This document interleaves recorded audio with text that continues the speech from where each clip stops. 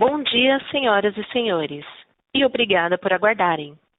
Sejam bem-vindos à teleconferência da Kepler Weber para a discussão dos resultados do terceiro trimestre de 2021. Está presente hoje conosco o senhor Piero Abbondi, diretor-presidente, senhor Paulo Polezi, diretor financeiro e de relações com investidores, e o senhor Edilei Lorenzen da Silva, controller, que também está presente e vai apoiá-los no Q&A. Informamos que este evento está sendo gravado. Os participantes apenas ouvirão a apresentação da companhia e, em seguida, iniciaremos a sessão de perguntas e respostas para todos os participantes, quando mais instruções serão fornecidas. Caso algum dos participantes via conferência necessite de assistência durante a teleconferência, queiram, por favor, solicitar a ajuda de um operador digitando o *0. Este evento também está sendo transmitido simultaneamente via webcast, podendo ser acessado no endereço www.kepler.com.br/ri, onde a apresentação está disponível para download. A seleção dos slides será controlada pelos senhores, e o replay deste evento estará no website da companhia logo após o encerramento dessa teleconferência. Antes de prosseguir, esclarecemos que as declarações feitas durante essa teleconferência, que se referem às perspectivas de negócios da Kepler Weber, projeções e metas operacionais e financeiras, são baseadas exclusivamente nas expectativas da companhia sobre o futuro dos negócios. Considerações futuras não devem ser interpretadas como garantias de desempenho.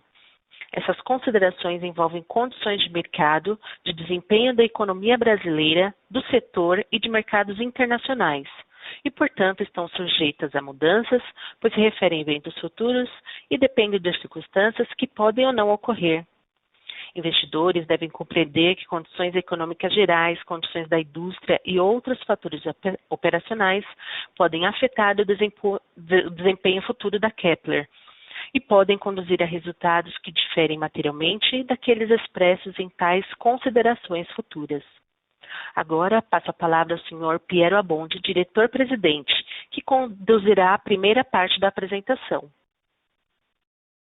Bom dia a todos.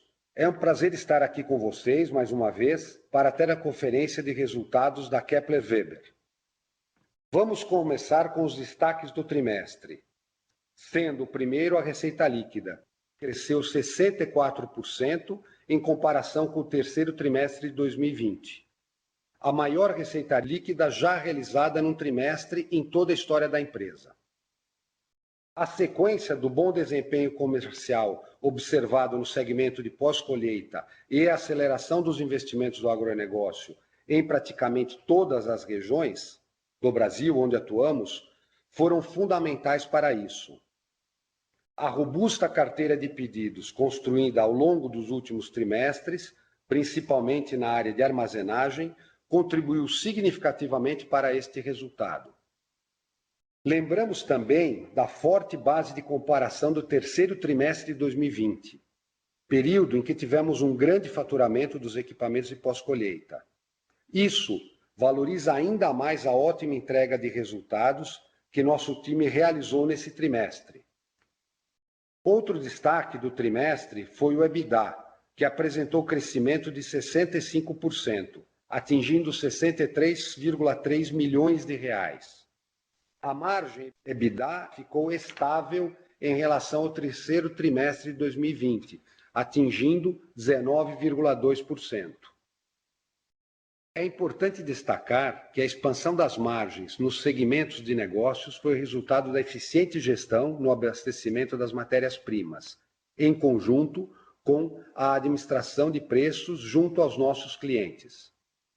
Ao longo da apresentação, o Paulo dará mais detalhes sobre este desempenho. Por fim, tivemos um trimestre de evolução no ROIC, que atingiu 56,2% no trimestre. A consistência desse indicador é reflexo da melhora do nosso desempenho operacional, demonstrado pela combinação de crescimento da margem, EBITDA e da receita, em conjunto com a boa administração do capital de giro. Agora convido o Paulo para falar dos segmentos de negócios. Por favor, Paulo, passo a palavra a você. Obrigado, Piero. Bom dia a todos. Passando para o slide 4, apresento a evolução dos nossos segmentos de negócio nos mercados onde atuamos. Começando com o segmento de armazenagem, onde a demanda de projetos para equipamentos de pós-colheita continuou aquecida, gerando crescimento de 101% em relação ao terceiro trimestre de 2020. Esse forte crescimento foi suportado pela alta demanda de exportação das commodities agrícolas dos nossos clientes e principalmente do aumento da nossa taxa de sucesso nas negociações ocorridas entre abril e maio, meses em que batemos o recorde de vendas nesse segmento.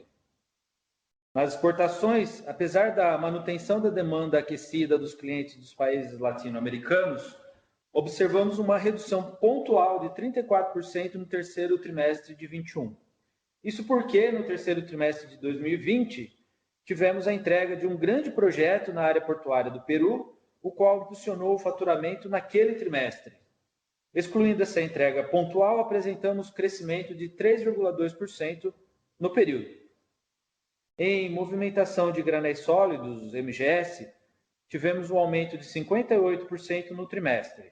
O percentual é relevante, mas o valor absoluto de R$400 mil reflete a escassez momentânea de pedidos neste segmento.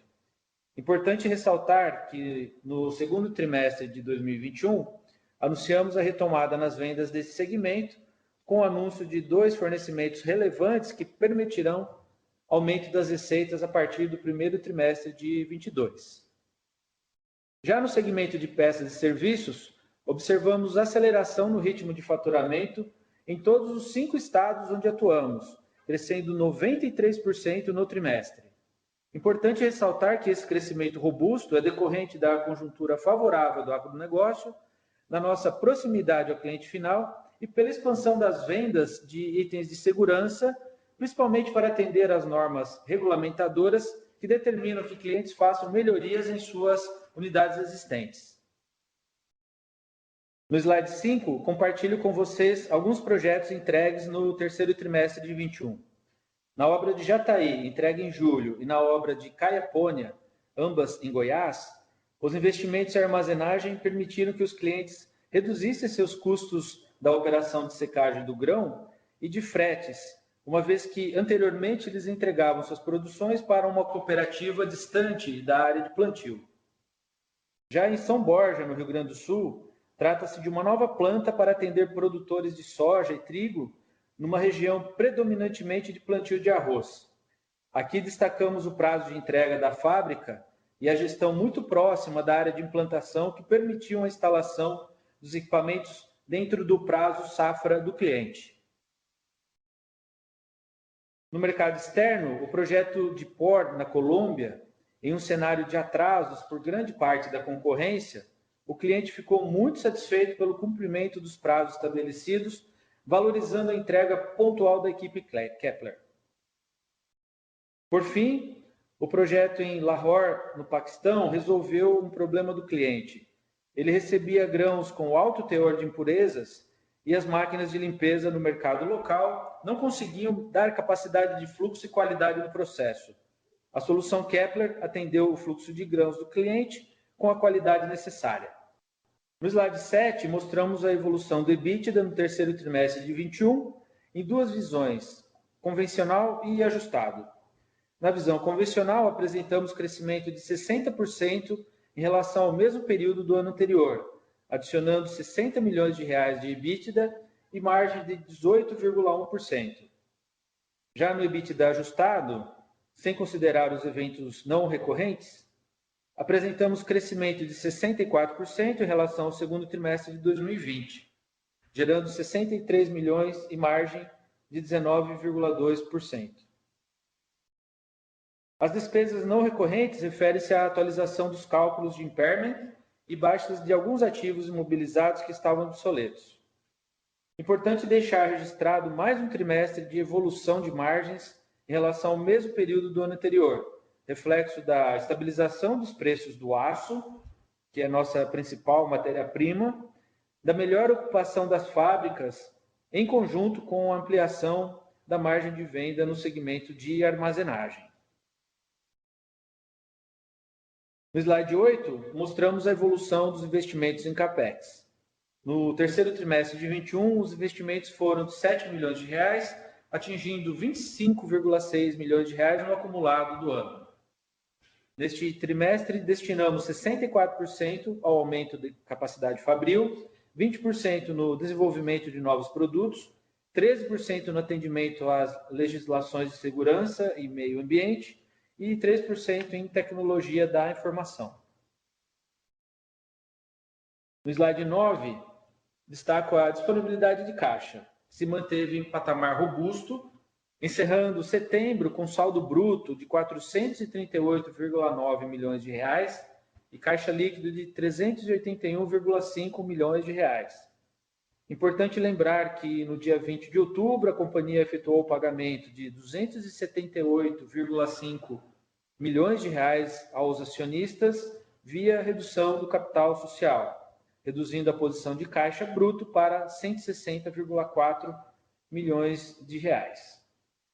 Esse saldo, em conjunto com a geração de caixa resultante da entrega da carteira de pedidos em elaboração, permitirá uma rápida recomposição do caixa da companhia. No slide 10, mostramos a liquidez da nossa ação, a Kepler 3, que deu um salto de 33% no volume financeiro médio mensal em relação a setembro de 2020, passando a negociar em média 10,5 milhões de reais ao dia. Como mencionado no slide da posição de caixa, eu reporto no slide 11 o pagamento da restituição de capital social, concluída em 20 de outubro de 2021, gerando o valor de R$ 9,18 por ação. Isso mostra o nosso compromisso em gerar resultado e retribuir aos nossos acionistas a confiança no time Kepler Weber. No slide 12, mostramos a evolução dos proventos pagos aos nossos acionistas, incorporando o último pagamento da redução de capital, a qual gerou a importante marca de 427,6% em payout até 30 de setembro de 2021. No slide 13, apresentamos o ROIC acumulado dos últimos 12 meses, que mostrou evolução de 32,8 pontos percentuais em relação ao terceiro trimestre de 2020, atingindo 56,2%. A consistência desse indicador é reflexo da melhora do nosso desempenho operacional, demonstrado pela combinação de crescimento da receita e margem EBITDA, em conjunto com a boa administração do capital de giro nos últimos 12 meses. No slide 14, apresentamos a evolução dos novos negócios.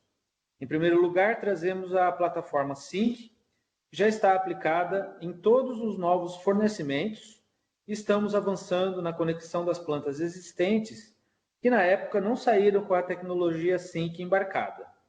São aproximadamente 17 mil plantas no Brasil. Na Seletron, estamos avançando na oferta dos equipamentos, onde já temos a linha de produtos preparada e a estratégia go-to-market também pronta. Os resultados começam a aparecer com algumas vendas já realizadas. Com isso, eu finalizo a minha parte e devolvo a palavra ao Piero. Obrigado, Paulo. Antes de passarmos para a sessão de perguntas e respostas, quero reforçar as realizações recentes e comentar sobre as perspectivas para o resto do ano de 2021. Em relação às realizações recentes, em primeiro lugar, preciso reconhecer e parabenizar o time da Kepler por esse consistente resultado de receitas e rentabilidade. Lembrando que ainda estamos com a pandemia do Covid-19 e em um ambiente de volatilidade na cadeia logística. Isso, com certeza, valoriza ainda mais essa nossa entrega.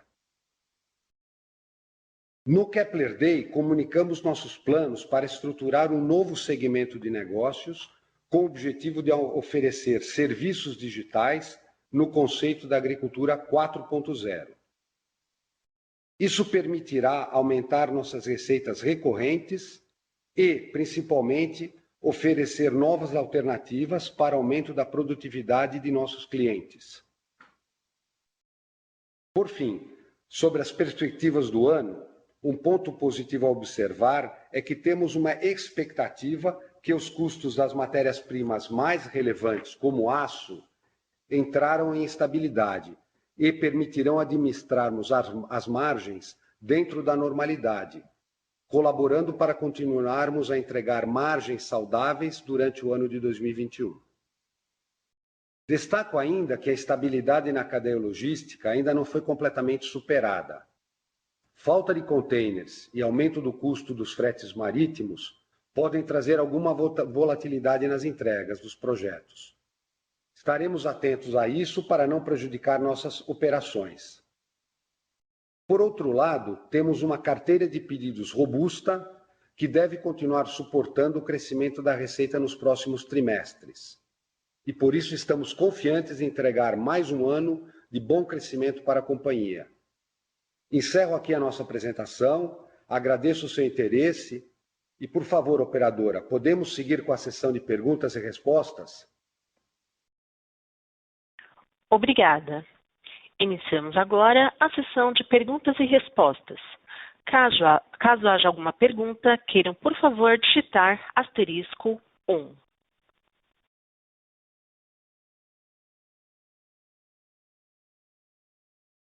Lembrando que para fazer perguntas, basta digitar *1.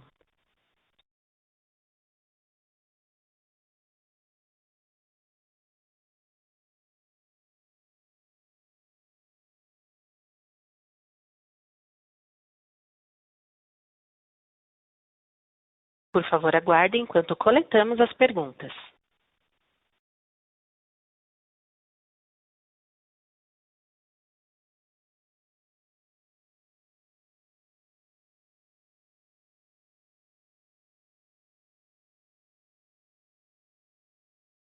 Passaremos agora para as perguntas realizadas pela internet e também pela webcasting.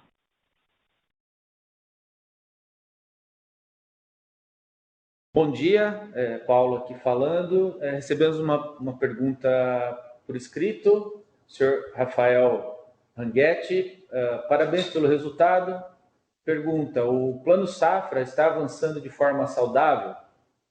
Bom, Rafael, obrigado pela pergunta.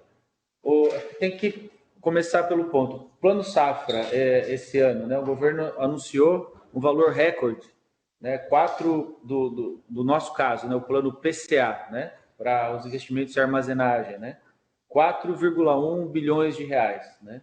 Esse recurso foi disponibilizado no mês de junho, né, consumido de uma forma muito rápida, alocado direto no setor, né, lembrando que é um momento aí no nosso setor muito aquecido, os nossos clientes, produtores rurais, fazendo os investimentos de forma antecipada, até antes do Plano Safra, né? Isso explica, em parte, porque o Plano Safra foi consumido de uma forma muito rápida e o que importa é que veio num valor, né, condizente com a realidade. Então, sim, foi muito positivo, pena que acabou rápido, mas o setor continua investindo, né? Isso ajuda todo o setor, a Kepler e todo o nosso setor. Então, foi muito positivo o Plano Safra desse ano.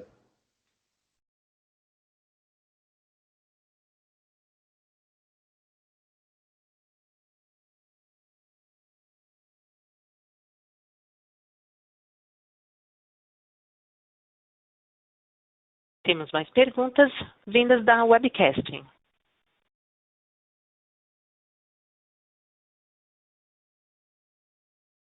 Vamos lá, mais uma pergunta recebida do senhor João Vitor.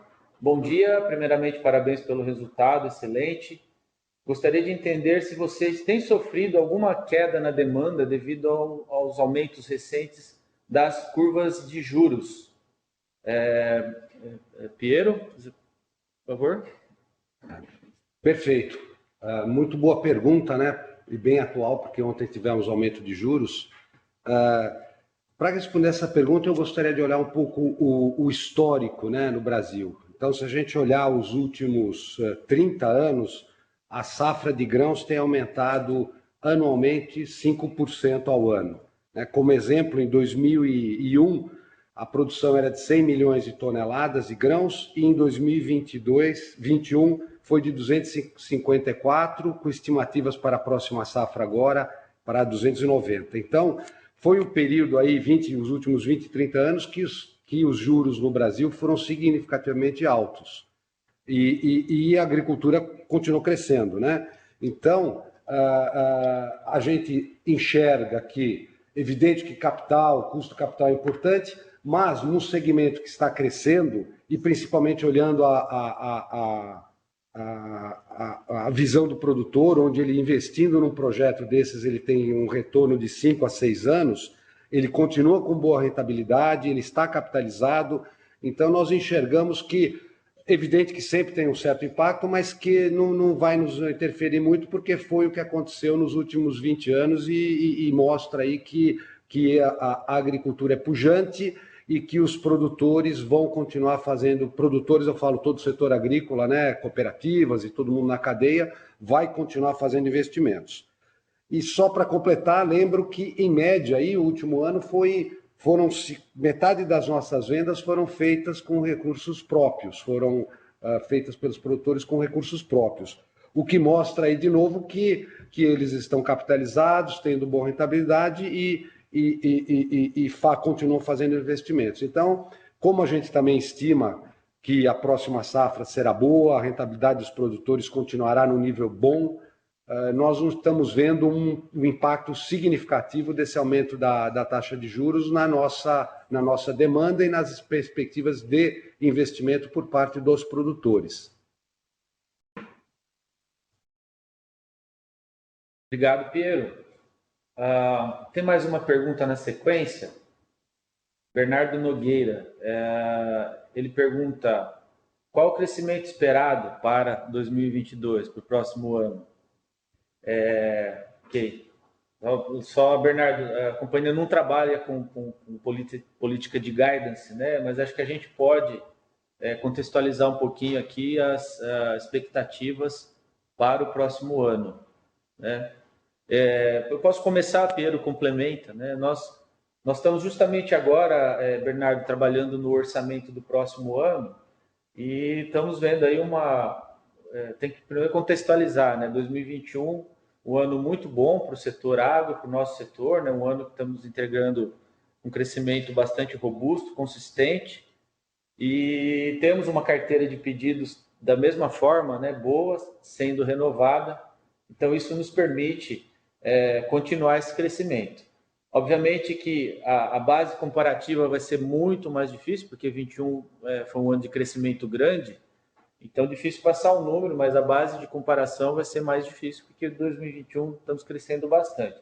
Mas sim, nesse momento a nossa visibilidade é de que o mercado, a companhia, muito bem preparada, organizada, fizemos investimentos esse ano, né, que permitiram aumento de capacidade. Isso nos dá fôlego também para crescer o ano que vem.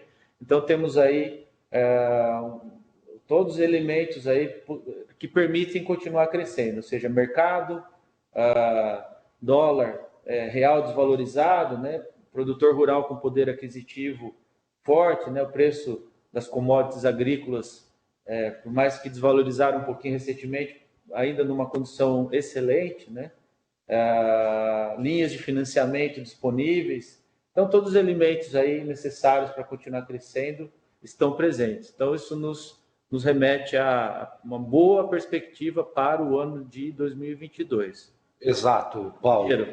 Exato, Paulo. Eu acho que no momento em que o produtor rural vai fazer as decisões de investimento, que é primeiro semestre do ano que vem, né, vamos ter muito provavelmente uma safra recorde de novo, estamos estimando 290 milhões de toneladas de grãos.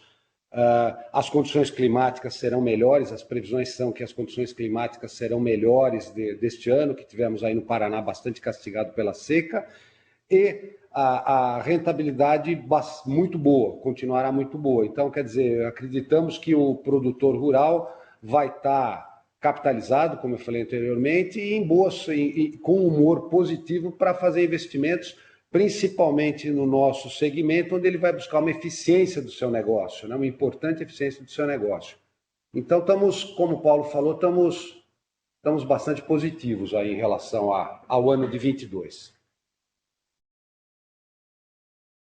E Piero, mais uma pergunta do senhor Érico Salucci. Ele pergunta: na última teleconferência vocês comentaram sobre nova área da Kepler responsável pelo head das matérias-primas. Como esse time tem se portado frente a toda essa volatilidade na cadeia de suprimentos nesses últimos meses? Oi, Érico, obrigado pela pergunta.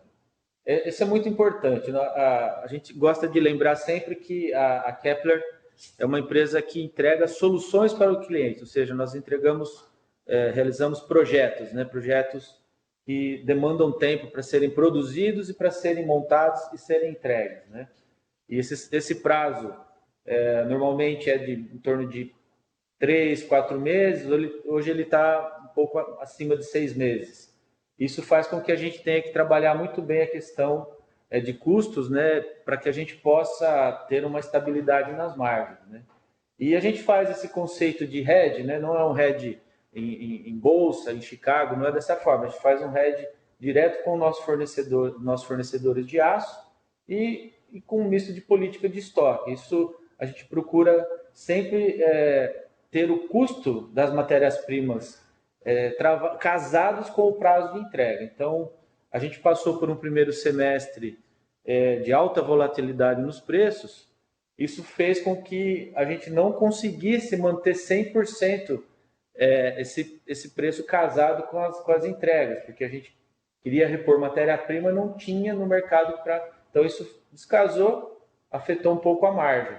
Mas esse fator já se normalizou. Hoje, a gente já tem a cadeia de suprimentos normalizada, o abastecimento normalizado, e hoje as nossas matérias-primas, né, já estão casadas com as entregas. Então, isso a gente está bem mais tranquilo, porque a gente consegue ter previsibilidade na rentabilidade. Então, Paulo, só para complementar, eu acho que o exemplo são os nossos resultados, né? Se a gente olhar aí o primeiro e o segundo trimestre, tivemos um certo impacto, sem dúvida, porque o movimento de custos, né, de preços, principalmente do aço, no segundo semestre do ano passado foi muito forte. A gente conversou isso lá no resultado do segundo trimestre, e mostra que a empresa soube administrar isso e superou. Tanto é que agora, no terceiro tri, a gente está entregando o resultado mais eu chamo voo cruzeiro, né? Voltamos a uma normalidade, né? E as expectativas são de uma certa normalização da cadeia de suprimentos, não temos mais tantas surpresas, e mantido essas condições, a gente continua nesse nosso voo cruzeiro. Então, mostra claramente que a nossa gestão de matérias-primas, de preços, foi adequada, e a gente já sofremos um pouco, menos do que, né, mais do que gostaríamos, mas menos do que poderia ter sido se a gente não tivesse essa política, né, Paulo? E vamos continuamos com essa política para evitar grandes turbulências no futuro. Obrigado, Piero. A sequência aqui das perguntas. Agora vem uma pergunta do senhor William Gomes. Ele pergunta: gostaria de entender a recorrência da receita de serviços, a adesão quanto à implantação do microchip e qual o percentual que a companhia almeja para essa receita e seus resultados. Aqui, Pedro, pedi que você comente, só fazer um pequeno introdução. Acho que para quem está nos acompanhando, quando ele fala a adesão quanto do microchip, a gente pode entender que é a questão da adesão quanto à nossa oferta de serviços digitais, nosso produto Sync, que é a tecnologia, a plataforma de conexão aí com nossos clientes. Então, quanto da receita, quanto que a gente planeja. Acho que aí, Pedro, precisa contextualizar um pouquinho sem dúvida, planos aqui. Sem dúvida. Obrigado pela pergunta, William. É importante, nós temos feito um esforço bastante grande justamente nessa linha de negócios. Quando a gente fala de recorrência, quando a gente fala em recorrência e serviços, nós também falamos aqui de pós-colheita, de pós-venda, área nossa de RS no nosso balanço, né? que corresponde a 15%, a área de IRS, que vocês olham no nosso balanço, que é o pós-venda, corresponde a 15% das nossas receitas. É uma receita recorrente, foi um segmento em que cresceu 5 vezes nos últimos 5 anos. Temos 5 centros de distribuição localizados na área produtora para fazer a pronta entrega de peças, fazemos reformas de equipamentos. Então, quer dizer, é um setor que já está se consolidando e está em crescimento rápido e faz parte da nossa estratégia. A parte digital vai na mesma linha, quer dizer, nós lançamos a nossa plataforma digital há 2 anos atrás, focada na questão de automação, de gestão da planta. Agora estamos com essa conectividade, tendo esses dados disponíveis na nuvem, oferecer isso para o produtor e oferecer também serviços de auxílio na gestão da planta e da manutenção também. Quer dizer, nós podemos de forma remota termos um diagnóstico do que está acontecendo na planta, tanto em termos de operação quanto em termos de manutenção, e sugerir ou indicar os melhores caminhos para esse produtor. Estamos no início disso, acabamos de falar no nosso Kepler Day mais detalhes dos nossos planos. Montamos aqui em Panambi uma célula dedicada exclusivamente a essa linha de serviços, desenvolvendo aí não só a parte de serviços, mas também de adicionar novos sensores e sofisticar ainda mais essa nossa oferta de eletrônica embarcada, e indo muito fortemente na linha de conexão de serviço de dados. Estimamos que até o final do ano a gente deve ter 150 plantas conectadas aqui ao nosso centro operacional aqui em Panambi e podendo então dar o suporte. E aí eu conecto as coisas, quer dizer, falei da recorrência na área de pós-venda, a gente podendo ter um diagnóstico remoto, a gente pode ser mais efetivo, inclusive na nossa área de pós-venda e de suporte à manutenção de plantas. Então, são visões complementares de recorrência, e na área digital nós temos como benchmark a nossa área de DRS. Somos pequenos, estamos crescendo e queremos imprimir o mesmo nível de crescimento no digital que nós tivemos e estamos tendo na área de reposição e serviços. Ótimo. Só lembrando, RS é a nossa área de reposição e serviços, peças, né, de atendimento para os clientes, certo? Mais uma pergunta do senhor Guilherme Fonseca. Bom dia, parabéns pelos resultados. Como podemos imaginar as margens para os próximos trimestres, visto que o custo do aço estabilizou nas últimas semanas? Também gostaria de perguntar se existe algum plano de aquisição de outros players no mesmo segmento. Acho que posso comentar, olha, primeira parte das margens.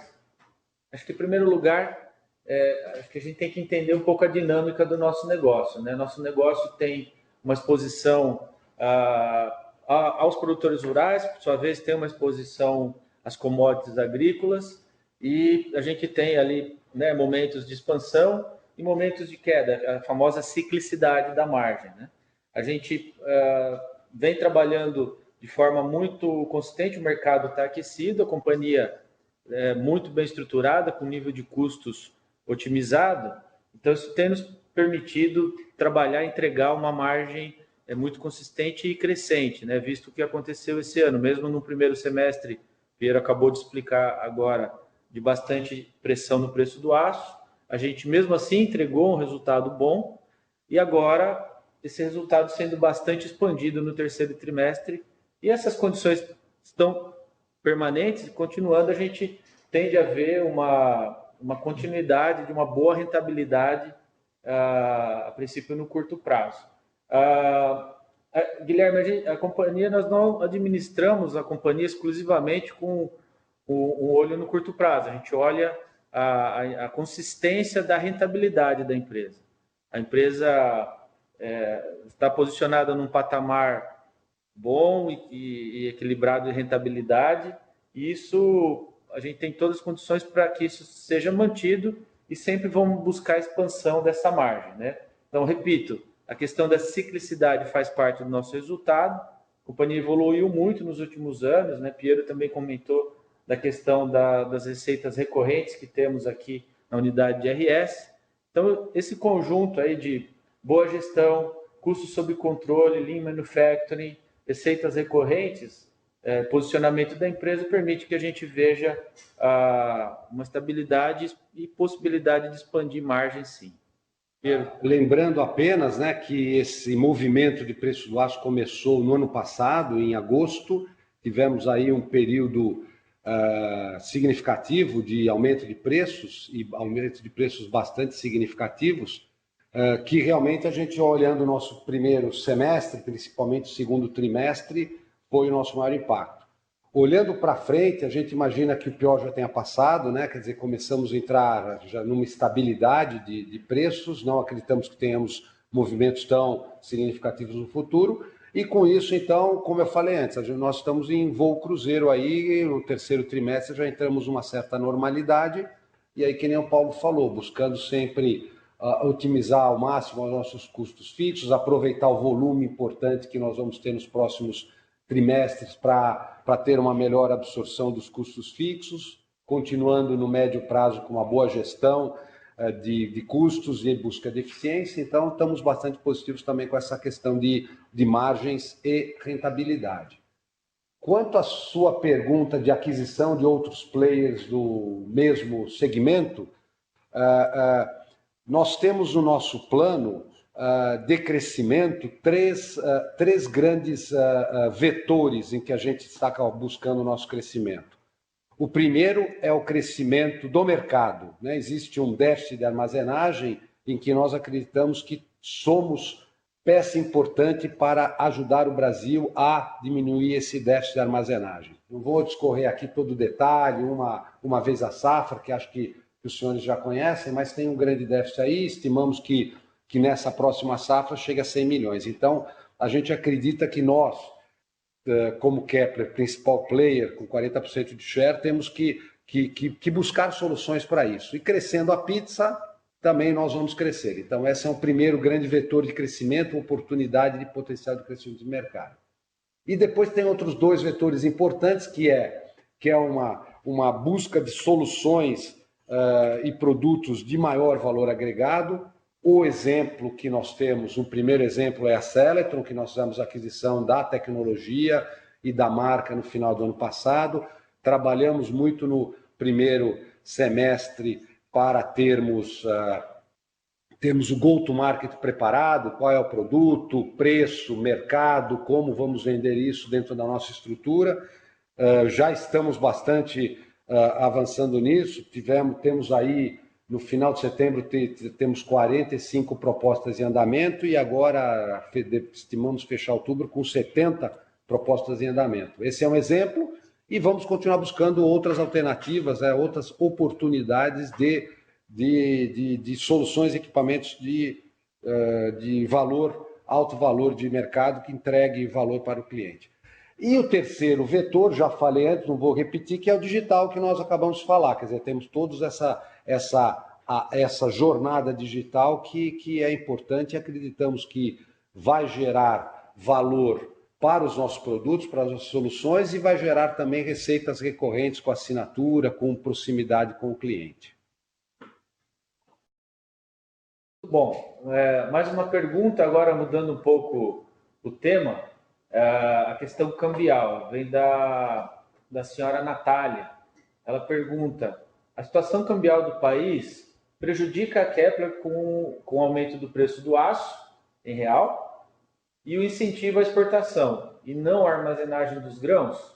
Então, de novo aqui, a questão do dólar, né, que aparece bastante. Bom, Natália, obrigado pela pergunta. A gente viu, de fato, assim, uma volatilidade muito grande agora, o real desvalorizando. Acho que, para nós, a gente tem que contextualizar um pouquinho, né? O câmbio tem dois efeitos, né? Vamos dizer, bastante positivo, que é na ponta das vendas, por duas razões, né? Primeiro, porque somos exportadores, né? A gente tem aí 2 dígitos de venda para mercados externos, somos líderes aqui no nosso setor da América Latina, exportamos para outros continentes, para continente sul-africano, asiático. Então, isso ajuda, nos deixa mais competitivos para avançar mais no mercado externo. Então, o primeiro momento é favorável. Segundo, no mercado interno, pensando nos nossos clientes, como disse mais cedo na conferência, que vendem os grãos são precificados em dólar, isso ajuda eles a manterem o poder aquisitivo e continuarem investindo. Então, também é bem positivo para o nosso negócio. Então, esses são os lados positivos. O lado que a gente precisa prestar atenção é a questão dos custos. Lembrando que aços planos corresponde a aproximadamente 50% dos nossos custos variáveis e também acompanha a tendência, apesar de serem reais, acompanha a tendência do dólar.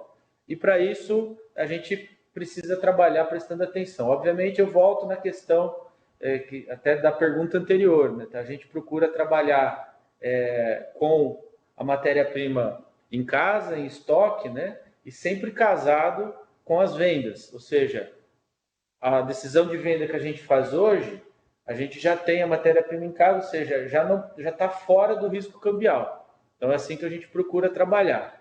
Então, nesse momento, para concluir a resposta, uma maior desvalorização, uma vez que a gente está com o estoque protegido, tende a ser mais positivo para a gente do que negativo. Obviamente, o que atrapalha um pouquinho é a volatilidade do dólar, né? Uma alta volatilidade traz um pouco de segurança por quem decide fazer o investimento. Mas, no primeiro momento, o câmbio é assim que a gente administra e vamos continuar administrando dessa forma. Muito bem, Paulo, é isso mesmo. Eu acredito que o dólar ele é mais positivo do que negativo para o nosso segmento, porque o segmento do agronegócio é bastante dolarizado, principalmente os grãos.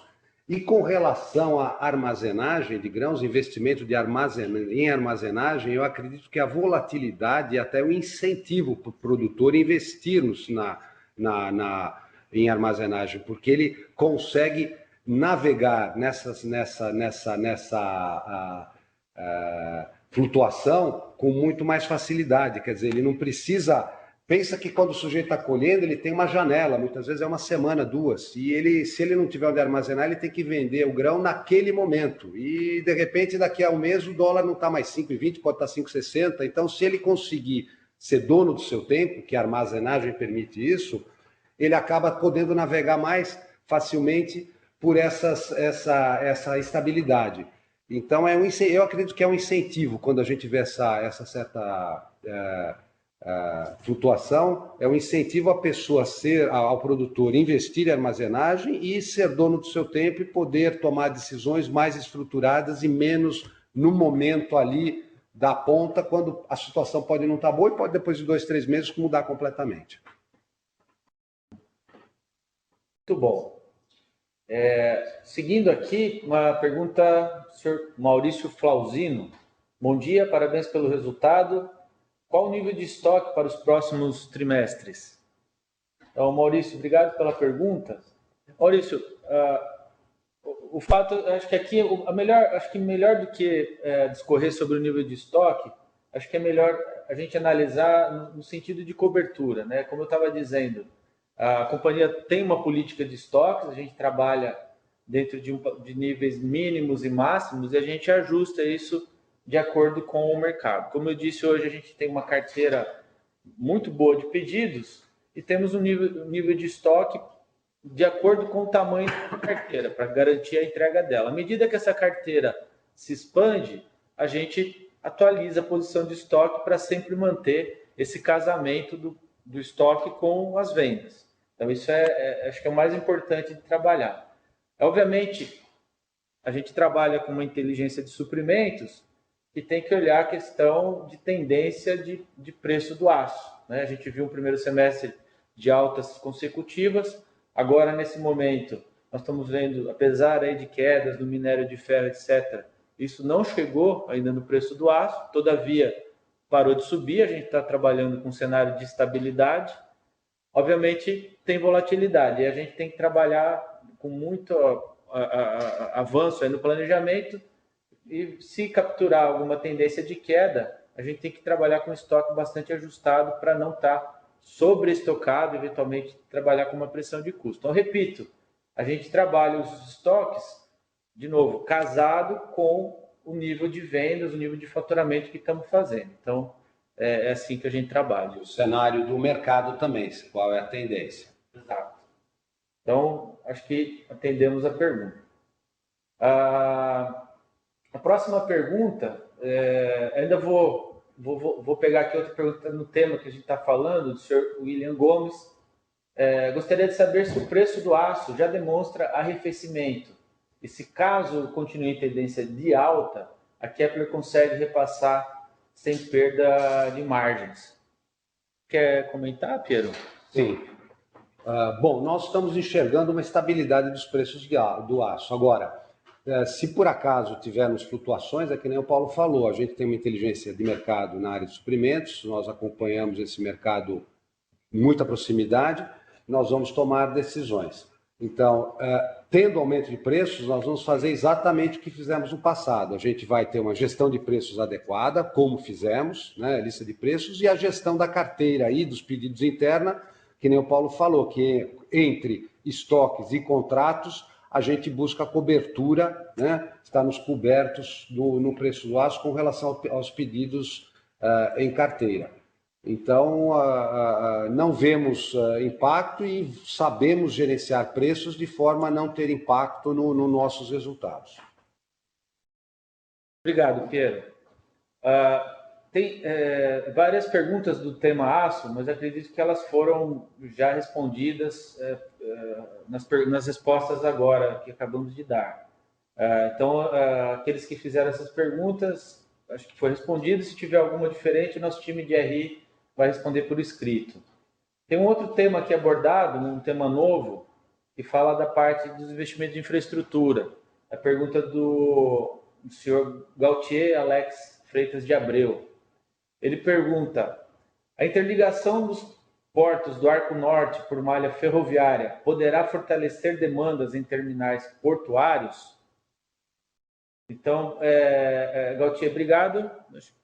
Piero, à vontade, por favor. Muito boa pergunta, porque esse é um dos nossos segmentos, né? O nosso segmento de MGS, que está no nosso relatório financeiro, que é justamente o segmento de terminais e portos, é com certeza um dos vetores de crescimento aí da base do nosso crescimento. O primeiro é aquilo que já falamos, né? A questão de investimentos na origem, no produtor rural, e o segundo justamente é na logística, né? Sabemos que o Brasil tem uma logística deficiente, necessita de investimentos, a produção tem crescido, de grãos tem crescido para o norte, para o Cerrado, e a lógica é não congestionar ainda mais os portos aqui do sul, né? Falando em Paraná, Paranaguá, Santos, e sim escoar essa produção através da bacia do Amazonas, né? Em barcaças e na fossa fazer transbordo para navios oceânicos. Ou então a ferrovia Norte-Sul indo para o porto de Itaqui, né, subindo pelo Goiás e Tocantins. Então, sim, com certeza é um vetor de crescimento importante para nós. Nós temos visto que alguns movimentos que foram feitos já impactaram bastante nesse segmento. A concessão que foi dada para Rumo no trecho sul da ferrovia Norte-Sul levou a 2 investimentos importantes da Rumo em Rio Verde e em Rondonópolis, terminais de originação de carga para eles, grãos justamente para levar de ferrovia para o Porto de Santos. E nós, a Kepler, participamos desses 2 projetos, tanto de Rio Verde quanto de Rondonópolis. E tem outros projetos de andamento aí no Arco Norte, com certeza, né? Tanto terminais na Bacia do Amazonas, quanto terminais rodoferroviários ao longo da ferrovia Norte-Sul, aí já acima, no norte de Goiás e Tocantins, indo para o porto de Itaqui. Então, é um vetor de crescimento importante e nós estamos preparados, focados em granéis agrícolas, soja, milho, exportação de soja, milho. Lembro também que temos uma participação importante no Porto de Santos em açúcar também, exportação de açúcar. Muitos dos nossos equipamentos do Porto de Santos são Kepler. Então, é um segmento importante que estamos presentes e estamos bem estruturados para atender essa demanda. Inclusive, né, Pedro, no Porto de Santos está em andamento um fornecimento grande da Kepler de um player relevante no Porto de Santos. Estamos produzindo agora para entrega no primeiro trimestre de 2022. Uma pergunta aqui do senhor John Silva. Eu vi que a Kepler está buscando parceiros na área de montagem, construção e instalação. Isso certamente reflete o aumento na demanda. Contudo, como é feito o controle de qualidade desses serviços? Poderiam comentar mais sobre esse cenário de demanda elevada? Piero, posso comentar, você fica à vontade. Começa você ou já pego? Sim. De um bom ponto, né? Como o nosso setor está bastante aquecido, isso acaba se estendendo por toda a cadeia, desde a parte de suprimentos pela parte de prestação de serviços, né? A Kepler trabalha com parceiros em todo o Brasil. Temos uma... Você pergunta, né, como é feito esse controle de qualidade, né? A companhia trabalha com companhias, né, com montadores, né, empreiteiros que passam por um processo de seleção aqui interno, são treinados, são qualificados, têm um histórico de relacionamento com a companhia, né, e atendem um nível de credenciamento prévio, né? Então, a gente trabalha com esse tipo de parceiros. E isso é necessário, né, para manter a qualidade do nosso produto, para que a obra seja entregue com toda a qualidade Kepler e consistência. Então, a gente trabalha dessa forma e, obviamente, são empresas regionais, né? Cada empresa atua dentro de uma área do país. Então, a gente trabalha com esse cenário. Tá? Obviamente, como está expandindo, está elevando, a gente tem procurado credenciar mais prestadores de serviços para atender esse rumo. Obviamente, os prestadores atuais também estão investindo para aumentar essa capacidade de instalação e montagem, e tem uma área totalmente dedicada dentro da Kepler que atua nesse setor. É o setor que faz a entrega final para o cliente. Então, é um setor que é muito importante para a Kepler. Talvez para complementar, Paulo, dizer que não é de hoje, né? Não é porque aumentou a demanda hoje que nós estamos buscando. Esse programa que nós temos de desenvolvimento de empreiteiros, já faz anos que nós estamos trabalhando nisso, principalmente porque nós acreditamos que a montagem, né, a entrega do projeto é parte integrante da nossa estratégia. O cliente não compra um equipamento em partes, ele compra uma planta funcionando. Então, é um momento importante da gente ter o relacionamento com o cliente, onde é a entrega do equipamento funcionando, auxiliar o cliente na operação desse equipamento. Muitas vezes é um produtor rural que tem muito mais foco na lavoura.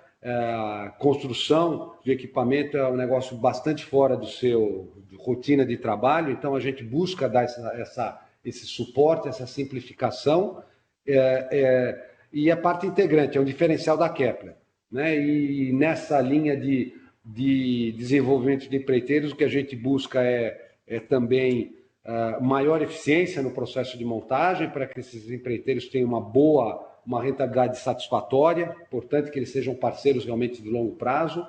A questão também de segurança, de qualidade dessa montagem é cada vez mais importante, é um diferencial que a Kepler está buscando em relação aos concorrentes. Então, quer dizer, na verdade, sim, no momento de crescimento, nós buscamos novos parceiros, mas isso é uma trajetória que a gente vem há alguns anos. Então, é um pouco mais do que a gente já vinha fazendo. Ótimo, Pedro. Vamos indo para o término aqui da nossa conferência. Acho que tem tempo para mais uma pergunta aqui. Uma pergunta do senhor João Vitor. Na verdade, segunda pergunta que o João faz. Uma segunda pergunta que eu tenho em relação à pressão nos custos da lavoura que estamos vivenciando, fertilizantes, defensivos, etc. Vocês têm visto algum tipo de pressão ou perda de apetite do agricultor por sistemas de armazenagem de grãos nestes últimos meses? Tá, João, obrigado pela pergunta. Eu respondo. Por favor, Pedro. Obrigado. Obrigado, João, pela pergunta. É uma pergunta importante, e o que nós temos visto bom, primeiro, a rentabilidade dos produtores é muito boa e continua muito boa. Então, não estamos vendo nenhum grande movimento de desinteresse do produtor rural. O clima na produção agrícola é bastante bom, continua bastante bom. Diria que a primeira safra já está praticamente dada, né? Quer dizer, o pessoal já contratou, já está avançando. Temos a segunda safra aí para ser definida. Como o Paulo explicou, o câmbio, sem dúvida, impacta o produtor rural nos custos, mas também impacta positivamente nas receitas, né? Então, não estamos enxergando nenhum grande impacto na rentabilidade dos produtores, que continuará bastante boa. E, como eu falei, eles estão capitalizados, têm uma rentabilidade boa e temos uma safra recorde. Então, com certeza, vamos continuar vendo esse interesse do produtor rural em investir e em melhorar a eficiência do seu negócio. Obrigado, Piero. Nosso tempo está acabando, mas entrou uma pergunta, acho que de um tema importante que nós não falamos até agora, que é CAPEX. Acho que vale a pena a gente tratar desse tema. Vem do Sr. Fabiano Vaz, da Nordic Research. Olhando o bom ritmo de vendas que vocês já têm para os próximos trimestres, vocês pretendem revisar o CAPEX para aumentar a capacidade produtiva ou entendem que os investimentos que estão fazendo já é suficiente? Tá bom, Fabiano, obrigado pela pergunta. Acho que Piero, pode comentar? Tá bem, comento, depois talvez você complemente com mais detalhes isso. Bom, primeiro acho que é importante falar que a gente acompanha continuamente a questão de necessidade de capacidade, né, da demanda nos próximos anos. Hoje nós estamos no processo de construção do orçamento para o ano de 22, mas já com olho em 2023 e 2024, porque qualquer decisão de investimento o ano que vem vai gerar impactos o ano que vem, mas também nos anos subsequentes. Quero lembrar que nós temos uma condição interessante de investimento, quer dizer, nós temos 2 boas plantas instaladas com capacidade suficiente para atender a demanda, temos feito trabalho significativo de melhora de eficiência, o que tem liberado capacidade e espaço nas plantas. Então, todos os investimentos de crescimento para acompanhar o crescimento da demanda são bastante pontuais, em gargalos existentes, como foi o caso que nós fizemos esse ano. No começo do ano colocamos em operação investimentos em corte de laser em Mato Grosso do Sul, em Campo Grande, e agora estamos comissionando aqui em Panambi, exatamente esse mês, duas máquinas a lasers e outras prensas para justamente desengargalar, né, investir nesses gargalos que nos permitirão atender tranquilamente a demanda do próximo ano. No orçamento agora estamos discutindo o que nós vamos fazer de investimentos para o próximo ano para atender a um crescimento de demanda nos anos subsequentes. Então, acho que é importante isso, quer dizer, nós com um relativamente pequeno investimento, conseguimos alavancar bastante fortemente o crescimento de uma demanda. Então, a relação é muito importante. Bom, primeiro, para a gente atender a demanda. Não está difícil a gente fazer investimentos para atender a demanda. E segundo, a eficiência do capital investido. Quer dizer, a gente com pouco investimento consegue capturar receitas maiores e gerar uma melhor rentabilidade do capital. Então, concluindo a resposta, sim, a gente acompanha para e passo aí os investimentos necessários. Estimamos investimentos? Possivelmente sim, para o ano que vem, porque já estamos nos preparando para os anos subsequentes. E depois tem todos os outros investimentos na questão da eficiência, atualização tecnológica, que também trazem produtividade, na área de inovação, novos produtos. Lançamos o secador KW Max esse ano, secador inovador, buscando eficiência energética, ESG nos produtos, né? Captação de particulados, de pó, muito mais sofisticado do que as linhas anteriores. Então, a gente busca sempre essa questão de inovação, então trabalhamos em inovação e teremos investimentos com certeza nisso, preparando a empresa para os próximos anos. Que nem o Paulo falou, a gente busca administrar a empresa entregando bons resultados no dia a dia, mas também com outro olho no futuro, para a gente também garantir essa sustentabilidade, essa consistência de rentabilidade ao longo dos próximos anos. Obrigado, Piero.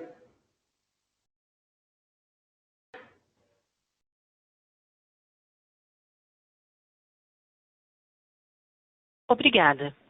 O conference call da empresa Kepler Weber está encerrada. Agradecemos a participação de todos e tenham um bom dia.